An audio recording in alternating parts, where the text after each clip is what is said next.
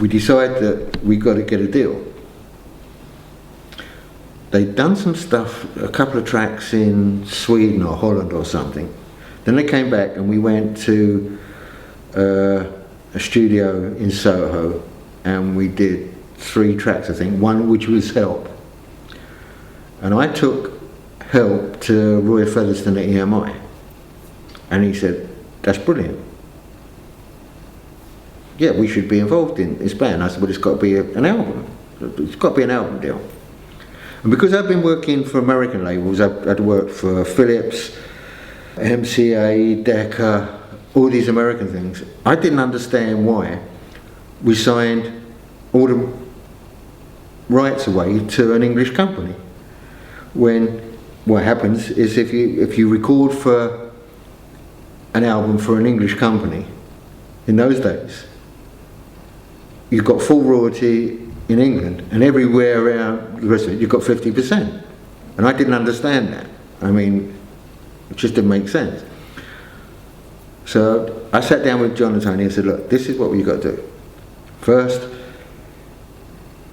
if we get the deal, it's got to be excluding Canada, Japan and America. Now, EMI had never done that before, and they weren't very happy. My recollection of that is for the first 3 albums, they didn't get an advance, but they got Canada, Japan and the USA. The publishing I didn't even got really involved in because the first album was mainly covers. And Tony had booked Pye Studios at Marble Arch. And I think we recorded it on a Saturday and mixed it on the Sunday. Which didn't cost them a lot of money in those days. It probably cost them £1,000, £1,500. Meantime, I had a very good friend called Ben Nesbitt who ran Feldman's Publishing. And he had Bob Dylan's publishing through a guy called R.T. Mogul in America. And R.T. Mogul had been brought in to run this record company in America called Tetragrammaton. And he phoned Ben and said, look, we started this label. Get that tall skinny kid that I met who used to sit on your radiator to supply an act. So at that stage we were doing the Purple thing. So I got Tony and John in to see Ben. And I said to them, look, this man is honest, do your publishing with him. So Tony, being what he always was,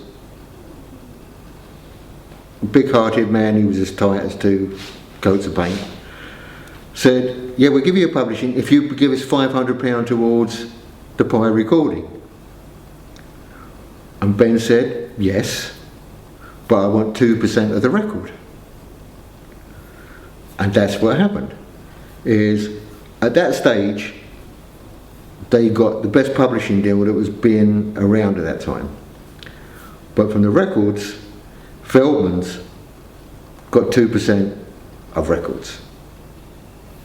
And through Ben, I met a guy called Louis Ellman, who ran a company for Jacques Delane Lee, which was studios. So we moved to another studio.